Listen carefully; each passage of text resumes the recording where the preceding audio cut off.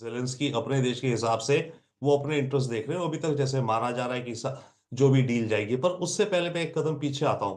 मेरे विचार से आज के दिन में दो बड़ी गलतियां करी अमेरिकन डिप्लोमेसी ने।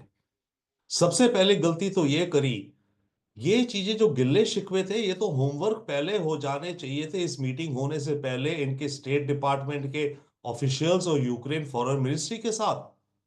ये जो भी इनकी बातें थी, जो भी तो सबसे पहली गलती वो है, होमवर्क नहीं हुआ ठीक से। क्योंकि इतनी स्पीड से ये चीजें करना चाह रहे हैं अमेरिकन एडमिनिस्ट्रेशन। तो एक तो मैं इसको ये कहूंगा कि ये चीजें काफी सारी तो रिजॉल्व हो ना हो पहले मीटिंग्स में हो जानी चाहिए, नहीं तो मीटिंग ना होती। कि भाई इतने स्ट्रिक्ट पॉइंट्स अगर जेलेंस्की के हैं, इनको ये पता है, और इधर जेलेंस्की को पता है कि अमेरिका ये चाहता है, वो देने को तैयार नहीं, तो मीटिंग क्यों करते? तो होमवर्क ठीक नहीं करा, गलत है ये मेरे विचार से। क्योंकि स्पीड के चक्कर में कॉम्प्रोमाइज हुआ, दैट इज वन। दूसरी बात, क्या जरूरत थी वो प्रेस मीट करने की बिफोर द मीटिंग?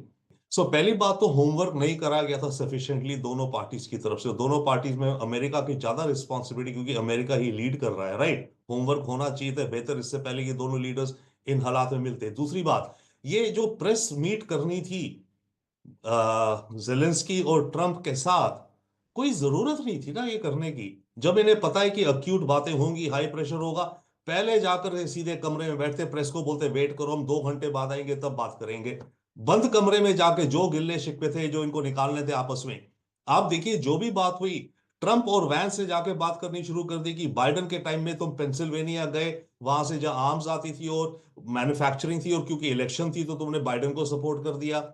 ओबामा के समय तुम्हें तो शीट्स जाती थी, मैंने तुम्हें जैवलिन दिए। तुमने ये करा वो करा।